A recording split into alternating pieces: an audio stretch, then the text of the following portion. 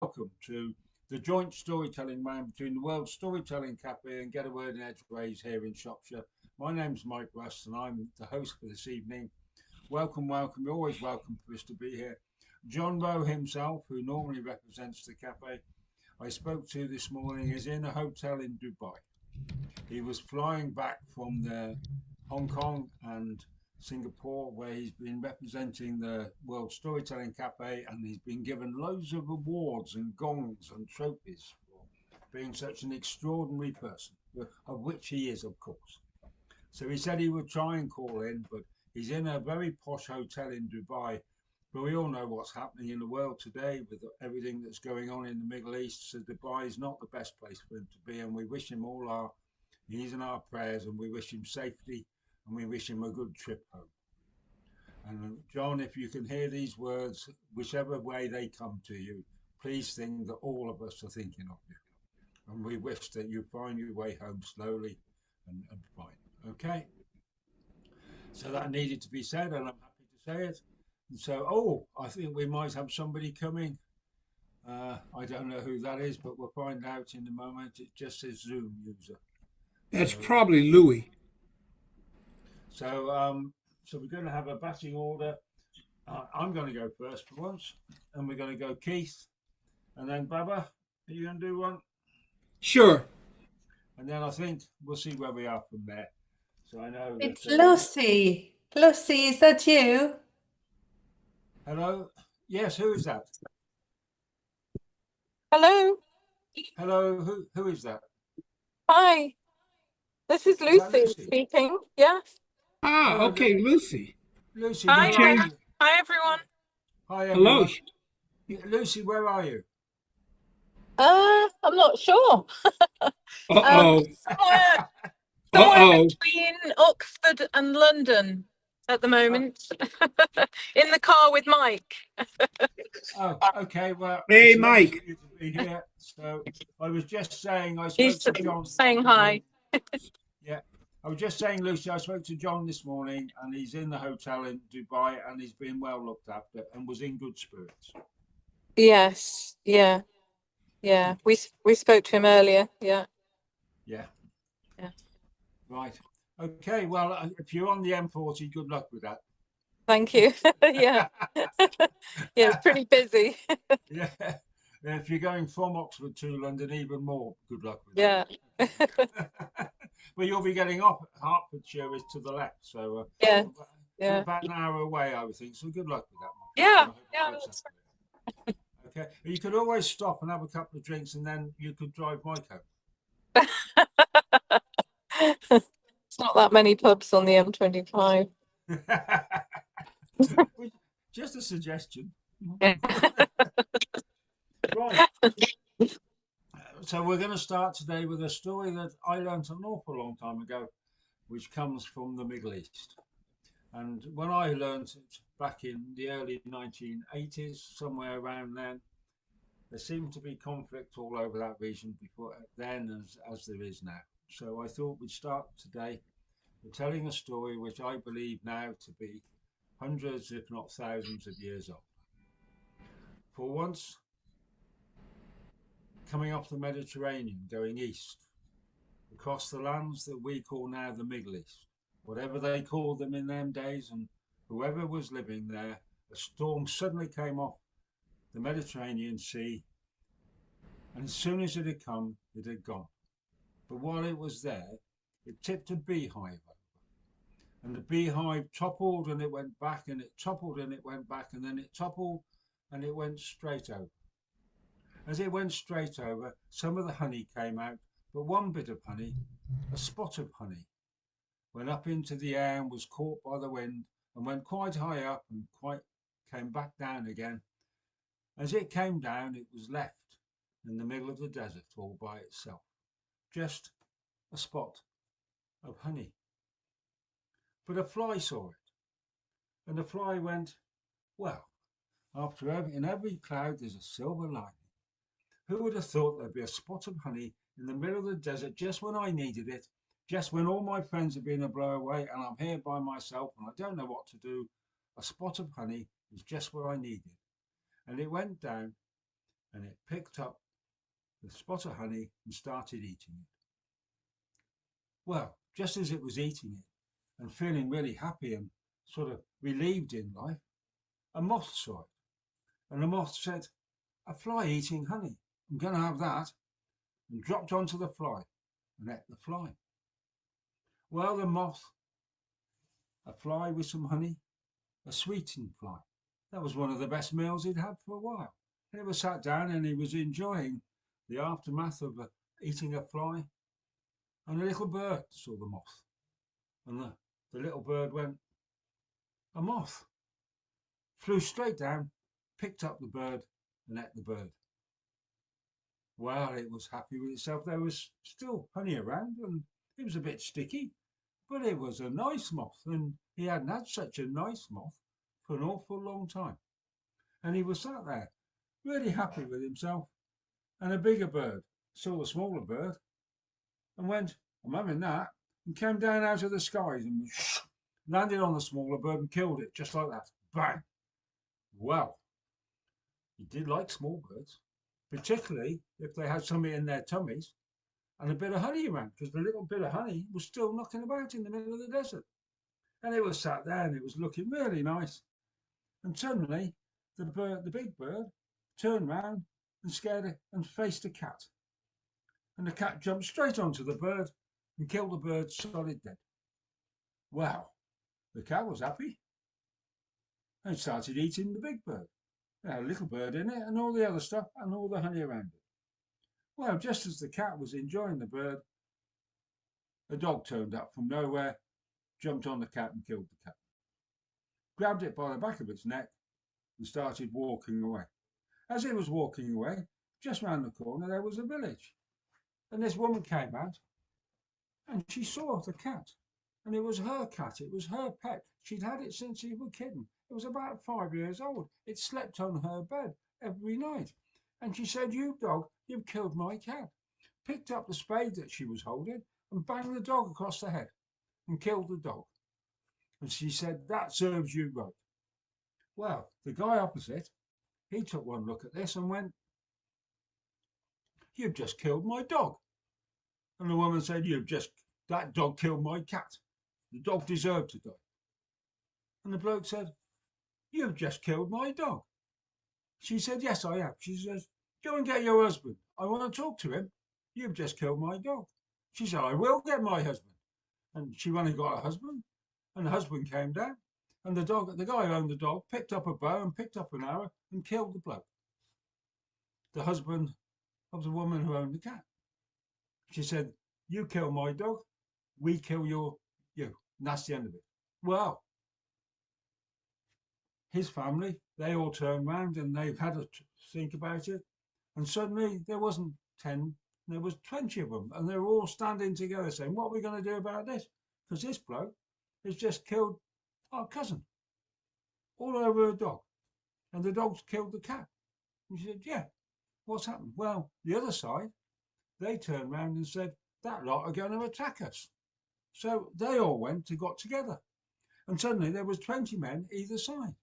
But it just so happens, when I said either side, because living here on the Welsh borders as I do, I can take you to a place where you can put one foot in Wales and in the other foot you can put in England. And this is exactly where this border was. So in between these two groups of people, there was a border. And there was more than a border, there was a difference in a religion. And there was a difference in the way they lived. And there was a difference in the way they dressed. But it didn't matter, for there was two groups of people all staring at each other, and they were just about to start fighting. Well, messages went to their lords and to their kings. And suddenly there was a problem. So they all, when messages said, "Don't do anything." So they didn't do anything for 24 hours, and on both sides, there was a king, and there was a general, and there was reinforcements, and there was armies both one side, and there was an army the other side, and there was a border down the middle, and they were just about to have a great big battle over the death of a dog and a cat, and all the other things that had died. The big bird and the little bird and the moth and the fly. And just before they started, the daughter of one of the kings turned round to her father and said, "Why are we having a battle now?" And this old lady came out. She sat down between the two armies and said, I can tell you why we're having a battle now and why people are going to die and there's going to be a war. It started over a spot of honey.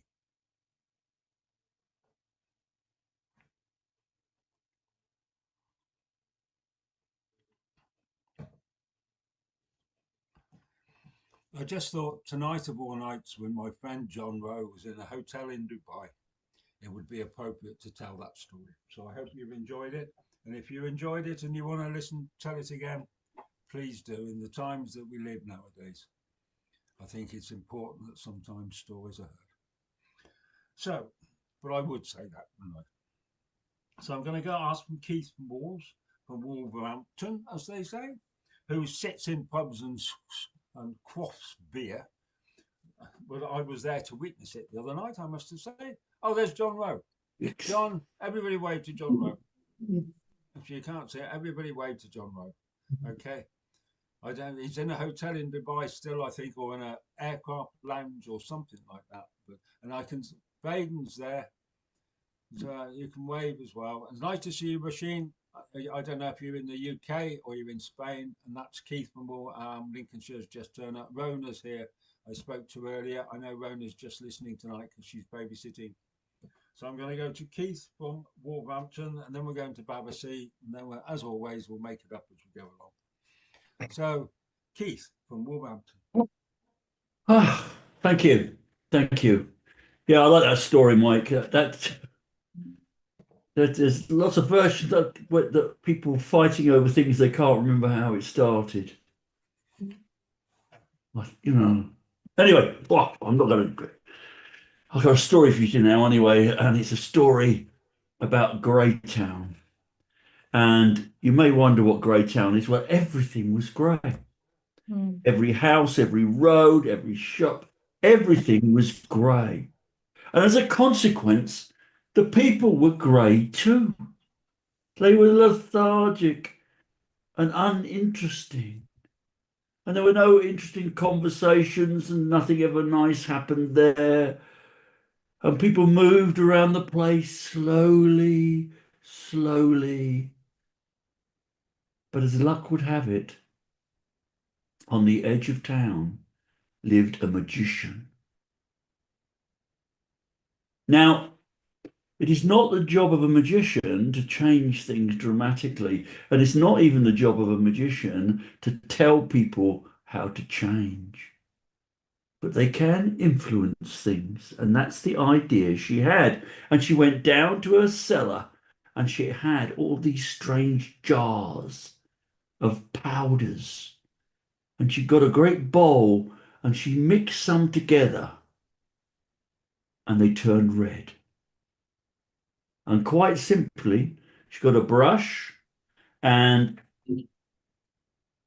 sorry, I just got to do okay for the thing. She got a brush, and she painted her door red. And that's all she did. And then people passing by in their slow, grey way noticed the red door and thought, that's nice. I'll paint my house red. It's much better than grey. And in no time at all, every single house and business in the town was painted red. And red, it made people furious. They walked around and they got angry because everywhere was red. And the magician thought, what have I done? Oh dear, well, I tell you, I'll change it. I'll change it. And she went to the potions again, and she got another bowl, and she created blue. And she got a paintbrush, and she painted the frames of her windows blue. And the people went past being angry, and people were not happy about being angry with each other, but they didn't know what to do. And then someone spotted these blue window frames and said, "Right, I know how to change this. I'll paint my house blue. And that will be better because people will stop being angry, perhaps." And that's what people did. And one after another painted the houses blue until the entire town was blue. And we all know what blue means. Blue is the blues. And people were sad. And they walked around with sad thoughts in their head. And they looked at each other and sighed. The town was a miserable place, and the magician thought, oh, for goodness sake, what have I done this time? Everyone was angry 1 minute, now they're all blue. And she went down to her cellar and she found a few jars and she mixed them together in yet another bowl. And she got a big brush and she went out and she painted her fence green. Green's a good colour, she thought to herself. Grass is green, isn't it? Grass is green.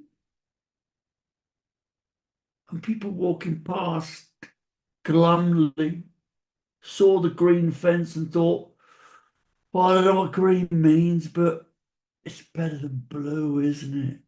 Blue's making us all fed up. And they went and painted their house green. And the next door neighbour saw that and thought, oh, that's nice, green. And in no time at all, the entire town was painted green.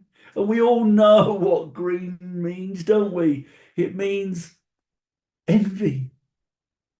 And people looked over their neighbour's garden, which they'd done for 100 times in their lives, but suddenly saw flower beds that were better than theirs. And they saw their neighbours moving around and they looked happier than them. And their neighbours looked back and thought they look happier than us. And everyone was envious of everybody else. And the magician thought, well, when is this going to stop? I've got to find something that will bring everyone happiness. She went down to her cellar again and she found some jars and she mixed them up and she got this beautiful yellow, like the petals of a sunflower. And she painted her gate yellow. And lots of people walked past and thought, that's better than my green. I'll try yellow too. I mean, it's better than that, isn't it? Better than what I've got. And they painted everything yellow. Everything, all over town, fences, houses, everything was painted yellow. And there was a run of sunglasses in the village shop because everything was so bright. And people almost didn't dare to venture out because everything was so bright. But then the couple who owned the village shop. Now, I don't know if you've ever lived in a village or know a village shop, but the people in the village shop are neutral. Whatever opinions people come in with, they sort of, they don't agree, but they sort of mumble as though it could be construed as agreement. For they can't take sides. Their business depends on people wanting to come in the shop and be opinionated and buy newspapers that say what they want to say. And far be it from the village shop to comment on these things. So amidst all this craziness of changing colours, the village shop couple did nothing. And then one day they were out walking their dog after having finished for the day, and they walked past the magician's house. And they noticed that the door was red and the windows were blue and the fence was green and the gate was yellow. And they thought, well, that's the way to be. Everything can be different. And when people came in with the sunglasses, they commented on this and said, have you seen the magician's house? That's all different colours. Maybe it wouldn't be so bright if you chose another colour. And people pondered this because everyone in the village goes through the village shop at some point. and they heard these words of wisdom. And people went back, and some people painted their houses red. Of course they did, because they liked that. And some did blue, and some did yellow, and some, you will believe this, did stripes of blue and green. And the whole town was different because all the houses suited the people who lived in there and not everybody else. And that is how they achieved equilibrium, partly through the magician and partly through the village shop. Thank you. Thank you. That one's for Despina. She likes that story. Well, I was just about to say before we're going to go to Baba C next, but listen, fellas, we've got a few people. Avita's not feeling very well. Rona's got all sorts of. She's looking after her father-in-law, who's well up into his 90s, and is beginning to jump back. I've had a Keith come on and then go again, and that. So I think Keith from Lincolnshire. I've got a message from you saying you're not very well and you would just want to listen tonight. If that one's right, Keith, will you please just confirm it? Yes, right, okay. So I'm going to go to Barasi. Then after that, it's Rasheen. And why we're here, just for a moment, because I think I can see that he's awake. I just want to see if John Rowe wants to say something. So, John, I know you're in a hotel room in Dubai. Can you talk for a second? Yeah. Yeah, of course I want to tell a story. Okay. It's all good. But I must apologise coming late. I had a little bit of trouble logging in, but it did it eventually. No, that's okay. We'll put you on the list so you can go after Rasheen. Okay. Right. Okay. So we're going to go to Baba C. Okay. Excuse me. A little confluent. Baden, in all seriousness, I hope you're feeling well sooner than later. And everybody else who's not feeling well, I bid you a speedy recovery. Black History Month concluded on, yesterday, the 28th. The 28th in the United States. And I just want to remind folk that although we celebrate Black History Month in February, we also celebrate Black History all year long. And real quick, I just want to remind you that if you ever use a 3-signal traffic light, an automatic elevator door, a carbon light bulb filament, a home security system, modern refrigerator, caller ID, microphones, the modern ironing board, potato chips, or the super soaker, you will all have benefited and enjoy something that was made possible by a brethren or sisterin dressed in black. I just want to throw that out there real quick. Unfortunately, the United States, I won't mention his name, is trying to eradicate all the references to Black history. The Supreme Court just told him he couldn't do that. Yay! But now on to my story. And I'm going to tell the story, and you may have heard a version of this before, because I've heard an Indian version, another Asian version, and different African versions of the story, African American version of the story. But recently we have been studying, there's a wonderful group of children that I have the pleasure of working with on some Mondays, and we're studying Brazil. And Brazil has a very interesting mix of cultures.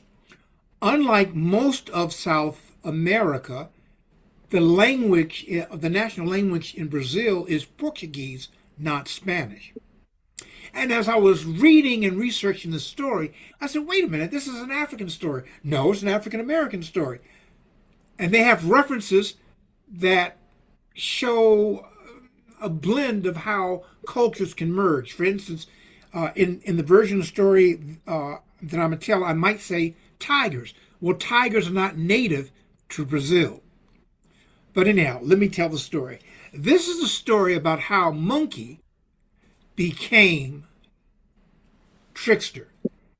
In Africa, this story is about Anansi, and in some parts about Monkey. But this is how Monkey became Trickster.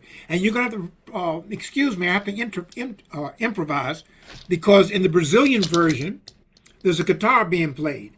And let me just say that playing the guitar is not one of my gifts yet.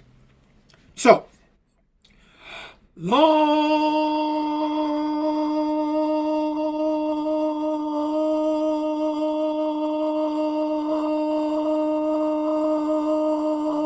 time ago is when this story was first told. You see,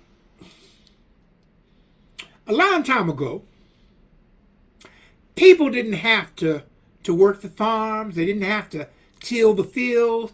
They didn't have to go to the supermarché.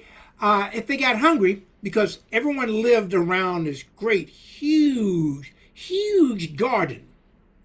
And whenever anyone got hungry, they would just go up to a tree or a bush, and they would ask the tree or the bush for permission to eat their fruit. And that was very important because you had to show respect.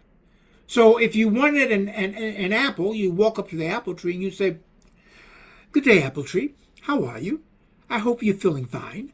I was wondering, could I have a bite or two of some of your apples?" And the apple tree more than likely would say, "Well, sure. Your name's not Adam or Eve, is it? But yeah, sure. And that's what they would do. And sometimes people be in the mood for bananas. See, a banana is a piece of fruit, but a banana, whoa. Okay. So, you walk up to the banana tree, which technically isn't a tree, and they would say, I say there, banana tree, I was wondering if I could have a pick or two of your bananas. And the banana would say, "Why, of course, my good fellow. You're more than welcome. Just leave some for somebody else." And that's what they do. And the accents are not germane to the story. I just feel like playing with my voice. So, that's what people would do day in and day out. And sometimes they would watch John Rowe resting, but the story would continue.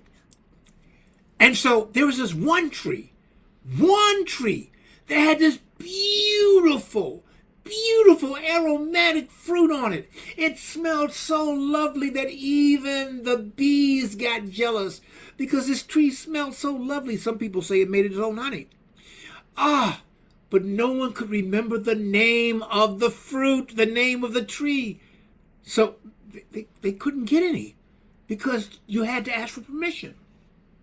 Well, Monkey, back in the day, was renowned for his word and his knowledge. And people, they would ask Monkey if he knew. He said, no, I don't know, but I'll find out. And so Monkey walked all the way to the other end of the garden. And all the way on the other end of the garden was a little old shack. And in the little old shack lived, you guessed it, a little old lady. And the little old lady was the elder of the community. She was so old, they say, that she knew Father Time personally. Well, Monkey got to the door, and he knocked. That's my sound effect for knocking. And she opened the door. She said, "Hello." He said, Good morning, Nana. Nana, I was wondering if I could sit and talk with you for a spell." She said, "Well, yes, I would like a spot of company. Would you like some tea?" And they sat and they talked. They drank tea and they drank tea and they sat and they talked. And back during those days, they didn't have cups. They served tea in a dish, which some people say is where we get the expression dishing tea. But that's another story. Well, after a while, he said, "Nana, I'm having such a good time, but now I'm so hungry. And you've been nice to serve me some nice biscuits, cookies. But I was wondering, on the other end of the garden, there's this great big tree that has this wonderfully fragrant fruit, and it looks so beautiful. And the bees are jealous because they say this fruit smells so sweet, it makes its own honey. I was wondering if you knew the name of that tree." And she said, "Well, yes, I know the name of the tree well. I'm glad you asked." And she said, "The name of the tree is..." He said, "I want to make sure I got this right. The name of the tree is..." She says, yes, and you must be very, very nice to that tree if you want some of its fruit. He said, okay, well, I do want some, so I'm going to be very nice and ask it. Now, the name of the fruit was so long that it was no wonder no one could remember it. But Monkey played the guitar, but in my version, he played the shakeré. And he would shake the shakeré and say the name of the fruit. Oh, the name of the, and the name of the, and the name of the. And he got all the way across the garden to this great, big, beautiful tree with this fruit that smelled so sweet that it made its own honey, and it was so beautiful, and it looked so wonderful. And he had his shakeré, so he remembered his song. He said, "Oh tree, oh tree, oh tree, your fruit looks so wonderful, it smells so sweet. May I have some?" And the tree said, "Why, of course you may. I'm so glad to see you. It's been a long time since anyone has requested a bit of my fruit. So take as much as you want, but leave some for somebody else." And so Monkey grabbed a great big fruit that smelled so wonderful the bees were jealous, and it looked so great, and it looked so tasty, and he took a great big bite.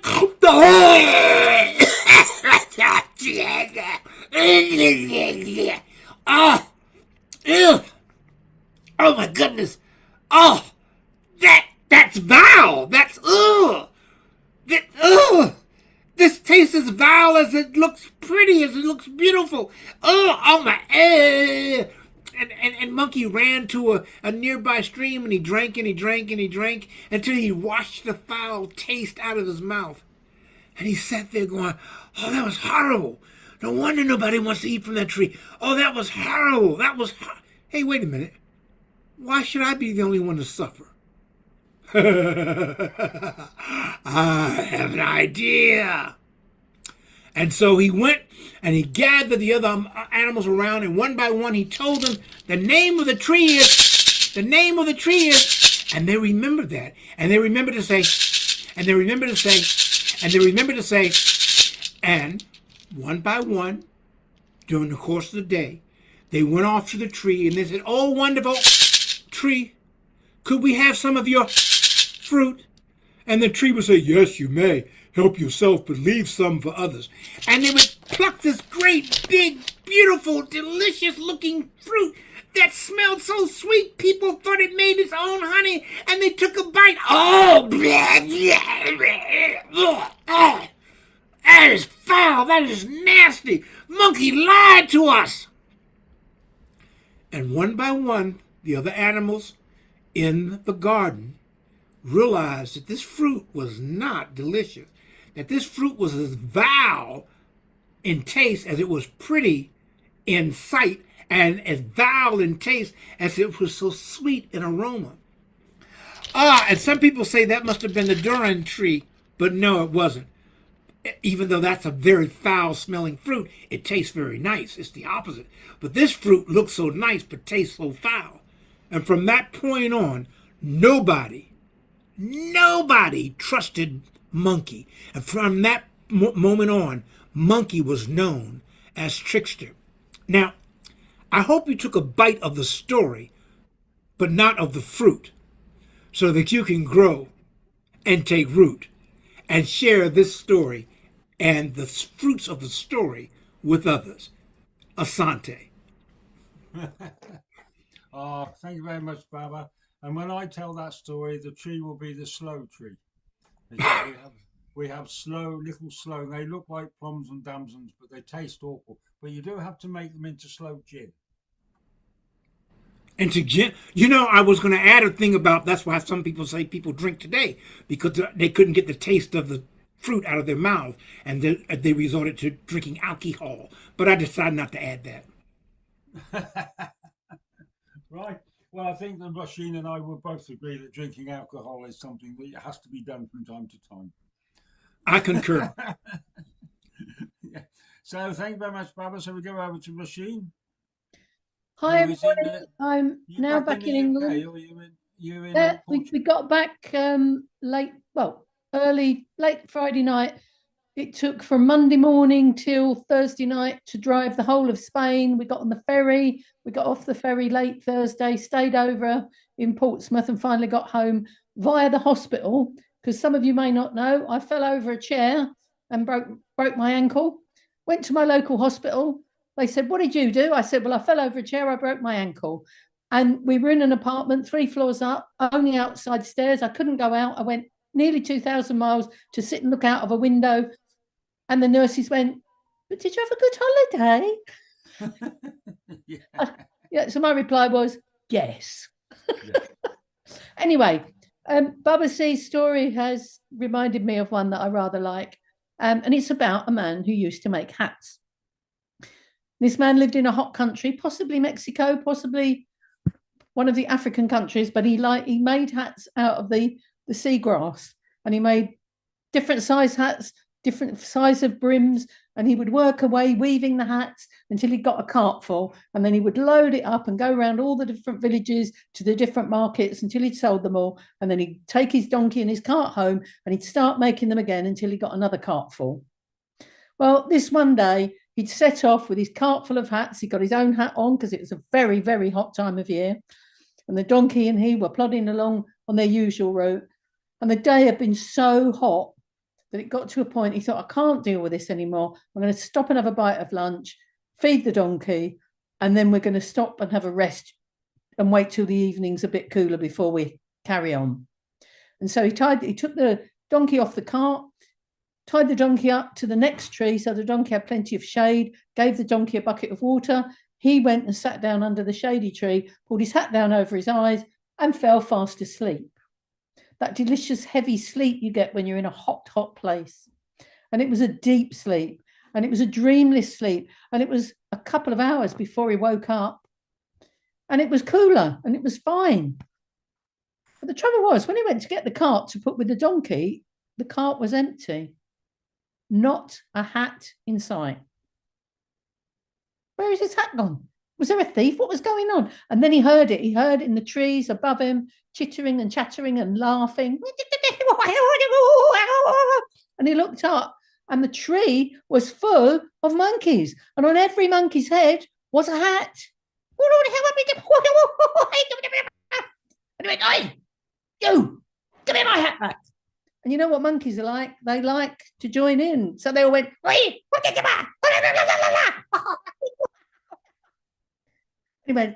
picked up a stick and he went, "I'm warning you, give me my hats back." And the monkeys all looked round and they broke off branches and went, and they all dropped the sticks on his head. Well, he was getting mad now. In fact, he got so mad, he grabbed the hat off of his own head and he threw it on the floor and went, "Give me my hats back." And the monkeys saw what he did, and they all picked up their hats and they threw them on the floor and went, and he wasted no time picking every hat up, putting it in his cart, hitching up the donkey, and off he went. And he never left that cart unattended anywhere near monkeys ever again.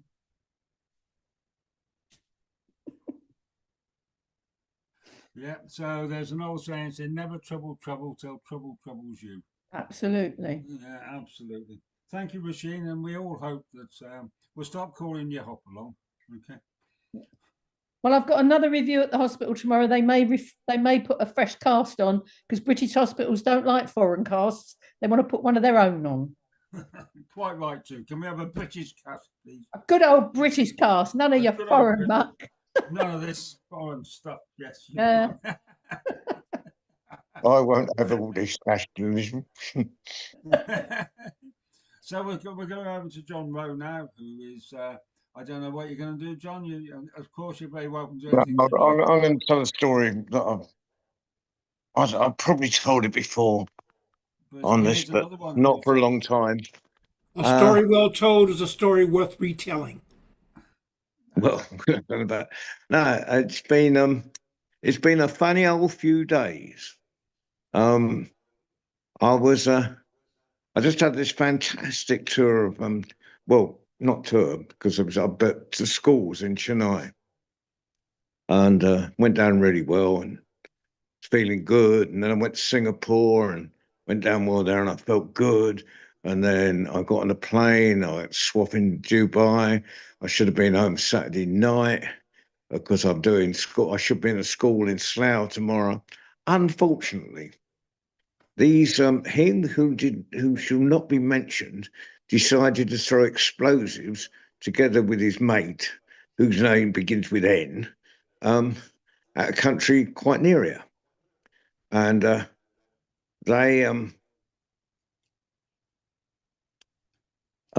so they started throwing, boys, isn't it? Started throwing this big stone throwing match, and and unfortunately they've been throwing them at Dubai as well. So my plane, had it been 2 hours later, would have got diverted, but it landed just after it landed. They decided to close down the airfield, airport, and then they all got put in a coach, sent out to hotels, and a couple of hours after that, bomb it or an explosion where we'd been standing. So it was quite good that we were put in this nice hotel. But unfortunately, just sit it out, John. That's pardon? what you have to do. All you got to do now is just sit it out. Okay. Yeah. Well, I'm relaxed. I'm looking out. Anyway, that's got nothing to do with this story. This story is from an earlier journey of mine. I was in Texas, and in a story circle. With story circles you've got in your head, the story you're going to tell, and then you listen to everyone else's, and when it gets to you, it's all gone out your head. And I was going to tell a Duncan William version of one I didn't tell about Jack beat the devil. So I told something else, Mossico or something, and it got to about 2 people further out, and Herman says, I'm going to tell an Appalachian version about Jack beat the devil. Now, I've never remembered the one I was going to tell, but this is it's got a salt marsh in, so I'm sure it's from the East Coast somewhere. I'm sure it's from Lincolnshire or somewhere, or Essex or Suffolk. And anyway, it's from way back in time when my hair was dark and my beard was ginger and all my teeth were yellow. And Jack, he'd grown up and he was a blacksmith. He was a bad old boy. And he drank too much, and he swore too much, and he fought too much. But he didn't know how to treat a stranger. And one day there's a knock on the door, and there's St. Peter himself. He says, come in, Pete. He says, have something to drink. Well, St. Peter ate and he drank his fill. He said, Jack, you're a bad man, but you do know how to treat a stranger. I'll give you 3 wishes. Give us the first. Well, Jack thought long and Jack thought hard. And after a while, he said, well, every night when I finish work, I'm really knackered. I'm really tired. I just want to sit down. I've got a rocking chair in front of my little cabin. And I just want to sit on the porch and rock backwards and forwards, backwards, forwards. Every night when I go home, there's someone sitting in my rocking chair. If anyone sits on my rocking chair, it rocks and rocks and rocks and rocks and they can't get out until I say so. That's a funny old whistle, St. Peter. That's what you want. That's what you get. Give us a second. Well, Jack said, well, you see that hammer over there? Whatever I'm doing, I need the hammer. If I'm making 9 gate, I need the hammer. If I'm making a horseshoe, I need the hammer. But every night, the children from the settlement break into my forge. And they play with my tools. And you might not believe this, but there are children who do not put tools back where they're supposed to, where they got them from. And I come and I find my hammer in the road, I find it in the ditch, I find it behind the hedge. Make it, if anyone touches my hammer, it beats and beats and beats and beats, and they can't put it down until I say so. It's a funny old wish, some people. That's what you want. That's what you get. Give us a third. Well, Jack's running out of imagination by now, but he pulled his beard, scratched his cheek, and then he said, so you see that thorn bush out there? I'm told if ever it gets a chance to bloom, it has beautiful yellow flowers on it. But every spring the huntsmen come by and they break a twig off my thorn bush and never gets a chance to bloom, you know. Those huntsmen, they think they own the world. And so make it, if anyone touches my thorn bush, it grabs them and squeezes them harder and harder and harder and harder. And they can't get out till I say so. Well, they're the strangest 3 wishes I've ever been asked for, so to speak. That's what you want, that's what you get. Well, soon everyone in the district has saw one end or they were saw the other, or they were picking thorns at themselves. And you'd be sure every night when Jack went home, there was his rocking chair. Every morning when he came to work, there was his hammer waiting for him where he put it down the night before. And every spring there were beautiful yellow flowers on his thorn bush. One day's knock, knock, knock on the door. There's a little fellow, no taller than that. Trouble with Zoom, you put your hand up to say how tall something is, and you can't see it. Anyway, he's got horns sticking out of his head, tail sticking out of his back. He looks up at Jack. He said, my dad says it's time for you to come. No problem, said Jack. He said, but I've got to go and get something first. Come with me. They get to his cabin. Jack says, you sit on that chair over there, and I'll be out in a minute. Well, little devil, he sits in the rocking chair and rocks and rocks and rocks and rocks and rocks. Let me out, let me out, let me out. Tell your dad not to send you for me again. Well, little devil goes down. He tells his dad what happened. He's got a brother, 16 years old, knows the lot.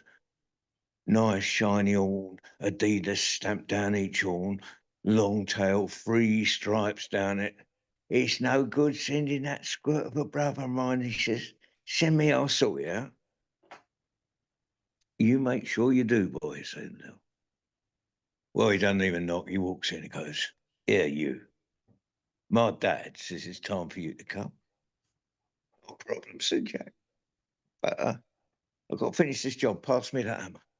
The boing, the boing, the boing, the boing, the boing, the boing.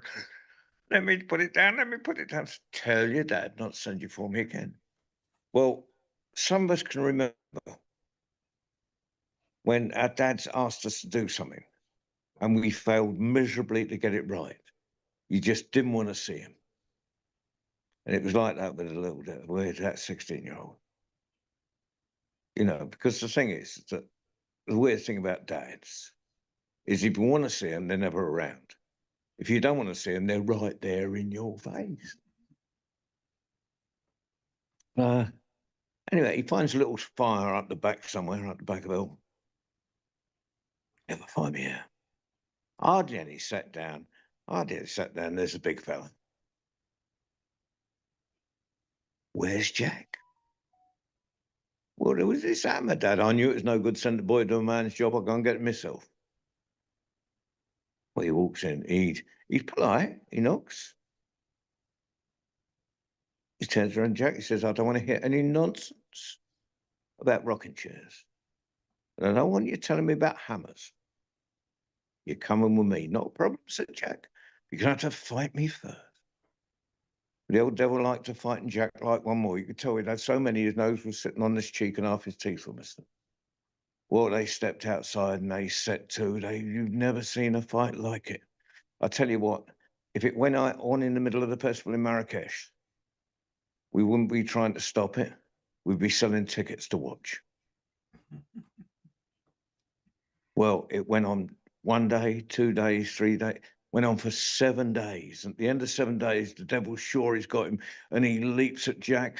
But, you know, by this time, Jack's nose started on this cheek, and it's sitting on this one, and his teeth that were in his mouth were sitting on the dust on the floor. The devil's, he was really sure. And he leaps at Jack, and Jack steps sideways, and the devil lands straight in the thorn bush. It grabs him, it squeezes him harder and harder and harder and harder. Let me out, said the devil. Don't you come for me again, said Jack. Come for you, I never want to see you again, said the devil.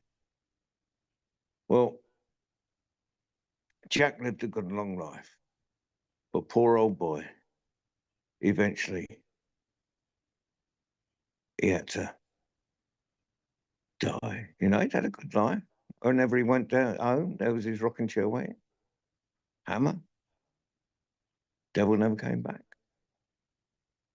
He dies, he goes up the gates of heaven itself, and there's St. Peter with the big book in front of him. All the bad stuff on one side, all the good stuff on the other. Good stuff fed me once.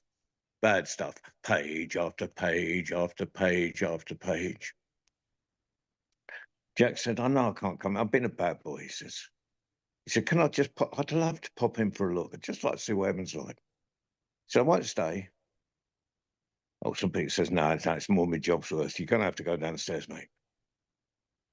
Not a problem, said Jack. I've worked all myself. I know how it goes. And he goes down. He's walking up to the gates of hell itself, and there's the little fellas and his brother. Dad, look who's coming. Old devil comes running out. He chains up the gate. He says, you're not coming up in here. What do you mean, said Jack. I can't get in the top and I can't get in the bottom. What am I supposed to do? Well, I can't let you go with nothing, said the devil. So I gave him a pumpkin and a shovel full of hot coals. He says, you'll have to walk round the salt marshes of Suffolk for eternity.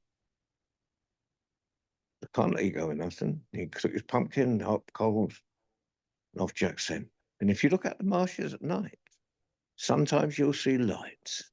And some people call them will-o'-the-wisps. And some people call them jack-o'-lanterns. But I think by now you know which of the two it is.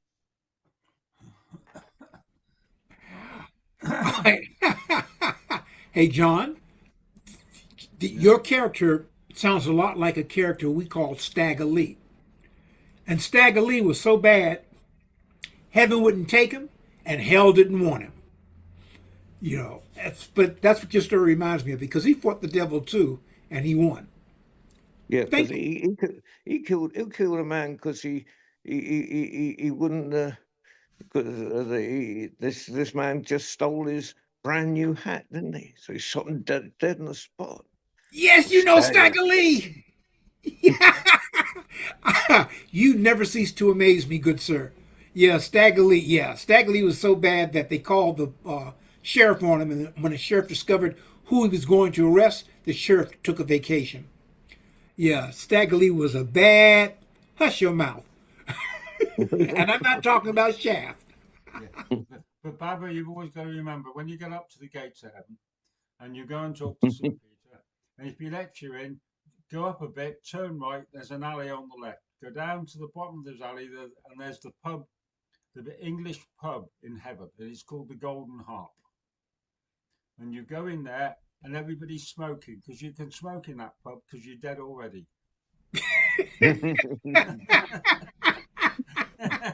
I'll look for you.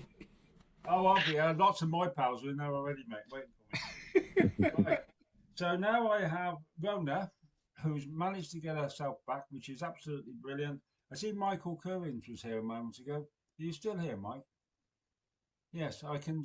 I've got an empty screen. So if once those two, because Rona's going to do some, if Michael would like to do some, that would be great. And I think we're just about everybody wants to do some has done something. Then there was a Caroline Babas here a moment ago. It's a name I didn't recognise, and she seems to have gone again. But does anybody know who she is? Baden, we're all wishing you very well. Okay. Right, so we're going to go to Rona, who looks as if she's in the UK, but she may not be. She may be in Italy, actually. So where are you, mate? Oh, you're on. I'm grand, thank you, Michael. And really looking forward to telling you a wee tale. Yes. I want to tell you about King Alexander and Queen Leah. They were the handsomest couple you could ever imagine. I mean, he was so handsome and she was so beautiful. They were perfectly matched in every way. And in sensibilities as well, because they both had the same likes, dislikes. They liked the same food. They liked the same, everything, basically. But there was one thing that didn't quite sit right in that marriage that made them very sad. They had no children. They had been married for 15 years at this point, and there had never been any sight of a child coming their way. So you can imagine the excitement. You can imagine just how over the moon they were when they discovered that Leah was pregnant. That baby was waited for in that palace. People held their breath. They couldn't wait. They were worried because the queen was of an age where it was more difficult, childbirth, everything else like that. But they needn't have worried, because that child was delivered without any problem whatsoever. And when the king stepped forward, he saw the look on the nurse's face. She had helped deliver the child, and she was grey. He knew something was wrong, he just didn't know how wrong, until he leaned over and looked in that cradle and saw his son's face. And even he drew back. Oh, this child was so ugly, so deformed. None of his features were in the right place. I mean, he just looked strange, horrible. But of course, Queen Leah didn't see any of that. Her boy was just perfect. The king could see it, but he didn't want to upset his dear wife, so he went along with her. Their boy was perfect. Everybody in the palace was sworn to secrecy. Mirrors were banned. Curtains were kept closed. Nobody outside of the palace had ever seen this child, and nobody was allowed to talk about him. Well, they couldn't help but talk about him, because as that little child grew up, became a toddler, and then a wee boy, the people just adored him because he was so sweet. He was kind, he was funny, he was clever, and he was everything you would want your child to be, except he didn't look that good. And as he grew up, the staff in the palace just adored him. Nothing was too good for Prince Alexander. Oh no. He could have whatever he wanted. He had them all eaten out of his hand. And when it was approaching his 18th birthday, the king said to his wife, "Leah, my dear, I think it's time we decided what was going to happen about Alexander finding a wife." "Well, he's a bit young, dear. I wouldn't be thinking about that now." He said, "No, I think we have to think about it. I think we're going to have to figure out a way to get round the issue." "The issue? What issue, my dear?" "Well, come on. Even you, sweetheart, as his mother, must recognise that our boy looks a little bit different." "Looks don't matter," she said. "Oh, my dear, I want you to think back when you were still a young princess and looking forward to marrying the prince of your dreams. He wouldn't have looked like our boy." Well, she wasn't getting upset, she was getting angry. "Don't you dare," she said, "don't you dare undermine our son. He is clever, he is kind, he is everything you would want your child to be. Looks don't matter. And if they do, then the person who thinks that is not good enough for our son." Well, he could see he was fighting a losing battle. There was nothing for it. So he decided that they would do things in the normal fashion as it was back then, all those hundreds of years ago. A message went out across the land to all the different kingdoms that there was seeking a princess to marry Prince Alexander. And so many invitations were sent out. There was something like, I think it was 23 in the end, 23 young princesses came to be interviewed, basically, by Alexander to see which one he would choose. Now, the king was worried about this. He wondered how those young women would see when they looked Alexander in the face. So he came up with an idea. In the large drawing room, they already had heavy velvet curtains. He said they must be kept closed at all times, even in the daytime. The interviews with the young princesses would start early evening, and there would be a huge candelabra in the middle of a very long table. Prince Alexander would be at one end, and the princess who was being interviewed, we'll call it, would be at the other end. And that worked quite well. The first half dozen young princesses came in. They loved the sound of Alexander's voice. They couldn't see his face in the shadow. They loved the fact that he was good at hunting, good at music, knew several languages. I mean, he was just the ideal husband. And then the cook's young daughter, who had only started working in the castle that week, walked into the room with a jug of fresh water and 2 glasses, which she placed on the table, and then thought to herself, "It's very dark in here." Now, the princess that was there at that point, Princess Silvana, oh, Alexander had taken quite a shine to her, and she to him. This could be the one. She wondered what he looked like. He sounded wonderful. Well, when that young kitchen maid saw how dull and dark the room was, she decided to open the curtains. Nobody had told her that they must stay closed. When she pulled back that curtain, there was still enough daylight to flood the room. And when Silvana saw Alexander, she screamed. She screamed, and she literally knocked her chair over as she jumped away from the table and ran all the way back to the room where her mother and father were. "We must go," she said. "We must go now. There is no way on this earth, there is no way I would marry that man." And her mother and father were totally taken aback. What do you mean? What's the problem? What's wrong?"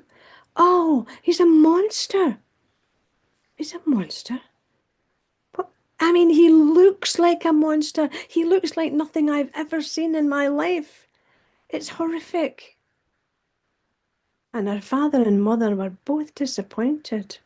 "Silvana, haven't we always agreed that it doesn't matter what somebody looks like?" "Oh, father, you have no idea. This is a whole different level of what somebody looks like. This man is a monster.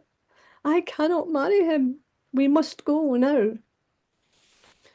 So as not to cause any further fuss, her mother agreed. She said, "Okay, let's go, my dear. We don't want to cause any more fuss." But Alexander was not happy, because this was the one that he thought would be right for him. And he stormed through to his parents and he said, "I don't want to see any of the other princesses, because the one I wanted doesn't want me. And I don't want any second bests." And his father asked him what had happened. And he told him. He said, "She just screamed when she saw my face. I know what I look like, father. I know that you banned mirrors. But when I lift a glass to take a drink from it, I can see my own reflection. I know what I look like." And she was shocked, and she ran from the room. And I'll never see her again. And his mother looked at him and she said, "Are you my son? Are you my Alexander?" And he said, "Of course I am. What are you on about?" "Well, I would not expect my son to give up so easily. If she's the one you want, you must go and bring her back." "But mother, she doesn't want me. She's made that perfectly clear." "And so you're just going to accept that? You're not even going to put up even a little bit of a fight?" Oh, that hurt. Well, what can I do? I can't even go out into the streets looking the way I look. I'll cause a commotion. Use your brains, my dear. You've got more than your father and I put together. And he decided to do what his mother said. He decided not to give up. He would have one more try at having her as his bride. And he was going to go to her home and speak to her mother and father. And he wrapped himself in bandages, pretending to be somebody that had leprosy, and threw a cloak over himself, took his finest steed, and off he went. And he wasn't that far behind them. Sylvana and her mother and her mother and father had only just arrived at their castle a couple of hours before he did. And when he got there, he heard this huge commotion. And he wondered, it sounded like there was some sort of battle going on. And sure enough, what had happened while Sylvana and her mother and father had been away at his palace, a rival king had stepped up and tried to take over his palace. But now that they were back, but when they looked around, they didn't have anything like enough of the resources to fight off what this king had brought with him. He had brought hundreds of soldiers. They were going to be taken over, and it looked like nothing could be done about it. But as Alexander approached and he heard all this commotion, he climbed up onto a balcony at the back and he snuck round and he saw them. He saw these people shouting and threatening and saying, "Come out, give up, we're having this kingdom. We're taking you prisoners." Well, he stepped onto the other balcony that overlooked these people and he ripped off his bandages and he stepped up and he said, "Come, come all of you." And when they saw him, they shrieked in terror. The soldiers turned and fled. "We don't want to take over a place that's got people that look like that. No way, no way." And they scarpered. And Sylvana's mother and father were completely overtaken by this. Sylvana fell at his feet and she said, "Prince Alexander, if you will have me, I will be your wife. I have never known such courage, and I would like to have that courage looking after me." Oh, well, he was absolutely delighted, of course, and all four of them made way back to his castle. It was safe to leave theirs now, and nobody was coming within a mile of it. And when he got back to his mother and father, and he had Sylvana with him, oh, there was huge rejoicing. It was absolutely wonderful. And there was a huge wedding and a huge party afterwards. And then they waited. They all waited with bated breath. Then she was with child, and those months dragged out like you wouldn't believe. But on the day that that baby was born, oh, everybody wanted to know what he looked like. Would he look beautiful like his mother, or would he have his father's problem? Well, they needn't have worried. Of course, when the Queen looked in and saw her grandson, it wouldn't have mattered what he looked like. She would only have seen a beautiful baby boy who was her grandson. And when his mother looked at him, Leah, she looked and she just smiled and beamed at this baby. And then when King Alexander's father came and looked into that cradle, his grin spread from ear to ear because this boy was absolutely beautiful, absolutely stunning. "Is he to be Alexander the Third?" said Leah. "Oh no, my dear." Her mother-in-law stretched over and said to her, "I think this boy deserves a whole new name all of his own. I think he should be called Prince Charming. And indeed he was. And that's the Prince Charming that you know of to this very day. Yeah. Oh, Rona, like a good red wine, the older you get, the better you are. What a charming story. What a lovely story. Yeah, thank you so much for coming back in. My middle child was born with a cleft lip and palate, and he had a big hole up to his nose. Yes. But I loved it because it meant he could grin from ear to ear. Wonderful. And then they mended it. Well, The surgery is wonderful, yeah. They closed it up, and when I saw him with the without the hole, I went to sleep that night, and I had the two places in my head, and I thought, that's not my boy. Oh no, it's incredible. I had, and funnily enough, John, when I was telling that story the first time, I had in my head a picture, because I do that smile. I don't know if you know what smile is. I contribute to that to the kids to get their that fixed and get the operation, which is fantastic. And I imagined that's maybe what that little boy looked like, which was why he was so different, you know. His obviously had something very unusual about the look on his face. So, no, but when I tell the kids that story, they absolutely love it. It's a gorgeous story. Thank you. Yeah.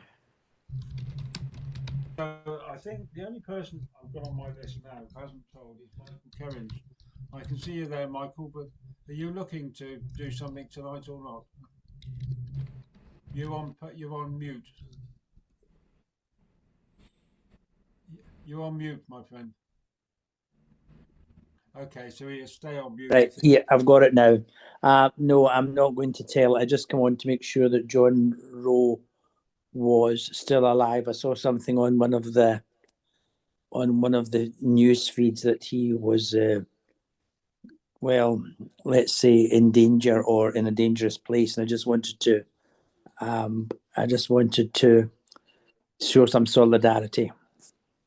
Well, that's very nice of you, Michael. I'm sorry to disappoint you all, but I'm still alive. I told you, John, you're indestructible. You ain't going anywhere. So I'm pajamas, as you can probably see, and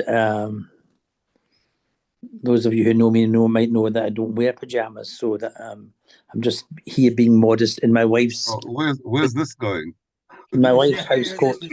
So, John, I'm glad you're all right. I'm glad you're all right, and I'm glad that that Roisin's ankle's going to get attended to, gangman style, tomorrow. So stay safe. Okay. Are you not well, Michael? That's a rhetorical question. Yeah. I know. Yeah, no, I'm fine. Just there's a lot going on here at the moment, so I just I'm good. I've got Book Week Scotland coming up now, and I'm busy every day this week. So I'm going to call it now. Barbara, have we got any parish notices? Quick one, Mike. One before we go. I said I wasn't going to say anything, but that's never going to happen. I don't know, but I can't speak for anybody else here. But personally, I'm more worried about the population of Dubai, because John's there, than I'm worried about what might happen to John because he's in Dubai. I'm just saying. You're so naughty. That's it. I'm out.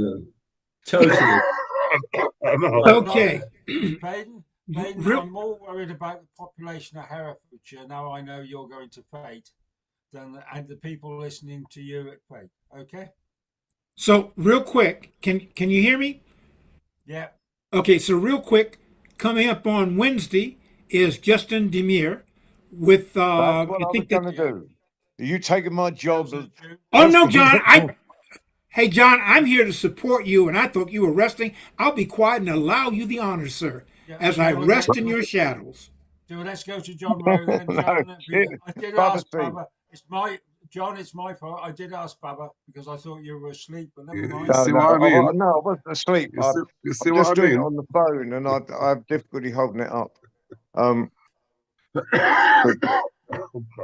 Yeah. So, as Baba so Eloquently. eloquent is the word I was looking for. Say, on Wednesday at 10 o'clock, not 10 o'clock, 7 o'clock UK and Irish time, Justin Demir is doing Tales and Tunes. So if you've got a story or a song or a poem, come along to that or just listen.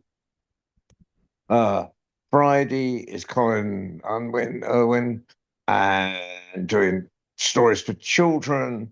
And then next Saturday at 10 o'clock UK and Irish time is at International Young Tellers. And this time we should have children from Korea, children from Gaza, children from India, even more than usual. And this time I'm hoping to have some children or young people telling from Italy, who was, and I've got a request if anyone's listening that's going to bring young people there. And of course, Louis has been telling stories magnificently for the last couple of young tellers thing. That if people are coming just to listen, that they should listen on YouTube or Facebook, because last month it's the first time it's ever happened. Some children who wanted told couldn't get in at first because we had so many people watching. We crossed that 100 mark, so it was fantastic. So we want to make sure that everyone who wants to tell, any children that want to tell, can come in. And I heard some really good young tellers in India. They because of the Indian World Storytelling Championship. John, can you or somebody else write those instructions up and send them out to us? Yes. Well, I'll put the week's worth up on Facebook. No, I get that. I get that. I seldom come to them. I mean, the instructions on how to join, like via YouTube and stuff like that, because it's the YouTube one. I don't even need to mention YouTube. You know, on the when today's story, we normally press the gold button. Yeah. If you press the bit that just says watch, the little square, just on a normal, you don't need to come in the room. Gotcha. You just press it like you would on a normal YouTube screen, because that's the platform we use. Gotcha. I'll get someone to put something up for you, Mike. So thank you. Okay. Yeah, but so that's I'll put some instructions up on that. Good point, Mike. I'll do that. Michael, thank you very much. Michael, I'm terribly sorry. All right, I will immediately slap my face, punch myself in the nose, and take out my teeth. It's just important we get people's names right. Absolutely.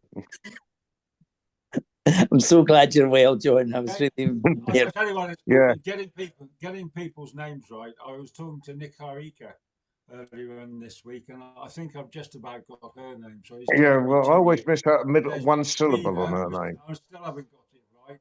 Yeah. So getting people's names right, if they're not good old Anglo-Saxon ones, I get absolutely into trouble all over the place. Right, so is there anybody else? I have another one. On the 21st of March, here in Shropshire in the UK, we're running a bookstall. Now, the bookstall is going to be underneath the Corn Exchange in the middle of Much Wenlock, and if it goes well, which I'm pretty certain it will be, so at the festival, I am now looking to close the High Street up in Much Wenlock and have a book fair going down the High Street.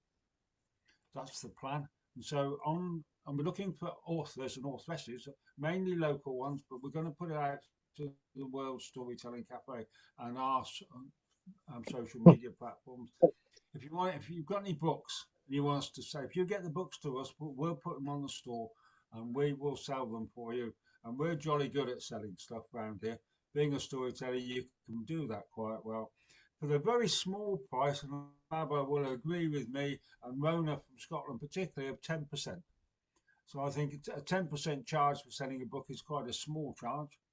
And so Rona in particular, and if you've got your books and things, get them down to us, we'll flog them, we'll knock them out for you, with the idea of having a book fair down the high street in October, which can close it. It causes an atmosphere in the middle of the high street and all the rest of it. So that's what we're up to. Okay, so right. Yeah. I think that's it. Can I just say hello to Roisin, please, Mike? Can I just say hello to Roisin? Roisin. Hello, Rona. Sorry, darling. I'm so sorry you had such a crap holiday. That was so too bad, Rona, really. missed earlier because I was saying that we got straight off the ferry and we were down in Portsmouth, went straight to the local hospital, and the nurses were saying, so what happened? I went, well, 5-week trip, less than 2 weeks in, fell over, broke the ankle, broke the fibula, stuck in a room, down 3 flights of outdoor steps, couldn't get out, went all that way, just sat there in an apartment, and they went, but did you have a nice holiday? And Rona, she's done very well because I haven't seen a glass all night. And I haven't seen Wallace as well. God. I haven't seen a glass all night. So there he is. Yeah, I knew he'd be there. Mike, you didn't. I was. Oh, Wow. that's a shame. I'm looking forward Right, to so seeing you sometime soon. Bye, everybody. Bye-bye. Bye, Take care, Michael. And thank you, Michael. Wally, for flying the magic carpet. Yeah. John, Yeah. keep it- Thank you, Thank you, Wendy. Mike, for hosting. Thank you. Bye, John, for being everybody. John and turning up and Everybody still all take in one care. go. Yes. Take care, John. Safe home. Thank you. Bye-bye. Thanks for all the lovely Okay. stories. See you, Vita. Bye-bye. Bye all. Cheers. Oh, Bye. John, you do know that Michael's my wee brother, don't you? Yes. I tried to You keep did it quiet, but I you got out. you reluctantly mentioned that at the festival. Oh, he's an absolute darling, bless him, he really is. But he's a typical wee brother. Anyway, I'm so glad to see you're still hale and hearty in one piece. And I hope to see you quite soon in Marrakesh.